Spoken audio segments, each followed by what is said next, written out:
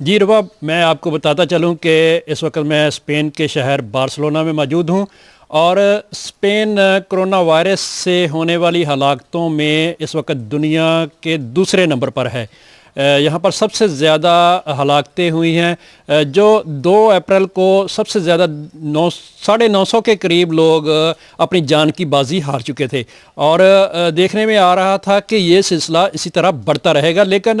اس کے بعد 2 اپریل کے بعد سے اس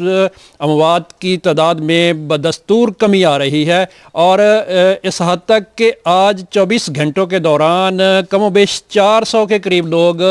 اس جہان فانی سے رخصت ہوئے ہیں، جو ایک بہت کم تعداد ہے جو 24 مارچ کے بعد دیکھنے میں آئی ہے۔ 14 مارچ کو اسپین کے اندر تیسرے درجے کی ایمرجنسی لگائی گئی، جس میں عوام کو صرف گھروں میں رہنے کے لیے کہا گیا کہ وہ باہر نہ نکلیں۔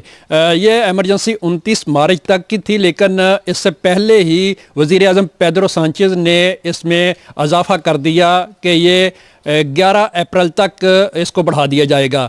لیکن بڑھانے سے پہلے ہی ایمرجنسی میں بہت ساری سختیاں لائی گئیں۔ جو کام تیسرے درجے کی ایمرجنسی میں ہو رہے تھے ان کو بالکل روک دیا گیا، جس میں کنسٹرکشن کا کام تھا، آٹو انڈسٹری تھی، ٹیک وے تھا، اور پبلک ٹرانسپورٹ جو کم و بیش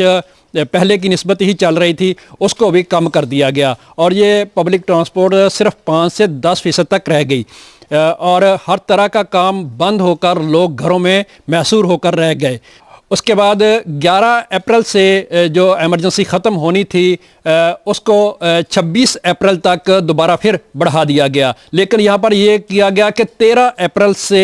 اس لاک ڈاؤن کے اندر نرمی لائی گئی جو 29 مارچ کے بعد لائی گئی تھی۔ اس کو پہلے والی تیسرے درجے کی ایمرجنسی میں لے جایا گیا، جس میں جو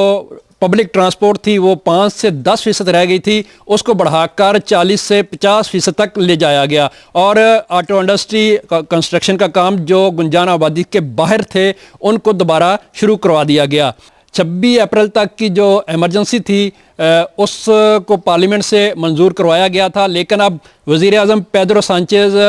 کہہ رہے ہیں کہ اس ایمرجنسی کو ہم 9 مئی تک بڑھا کر لے جا سکتے ہیں، جس کے لیے انہیں دوبارہ پھر پارلیمنٹ سے رجوع کرنا پڑے گا۔ وزیر اعظم پیدرو سانچیز نے کل رات اپنے ٹیلی ویژن خطاب میں کہا ہے کہ ہم 27 اپریل کے بعد بہت سارا لاک ڈاؤن میں نرمی لے کر آ رہے ہیں، جس میں 6 سال سے لے کر 18 سال تک کے بچوں کو ہم مختلف دن کے مختلف اوقات میں باہر نکلنے کی اجازت دیں گے، اور اس طرح ہم اور دوسرے کاموں کو بھی جو بالکل بند پڑے ہیں اور یہاں پر بہت زیادہ لوگوں کے جمع ہونے کا خطرہ نہیں ہے ان کو بھی ہم کھول لیں گے۔ انہوں نے اپنے ٹیلی ویژن خطاب میں کہا ہے کہ میں اپنی عوام کا بھی شکر گزار ہوں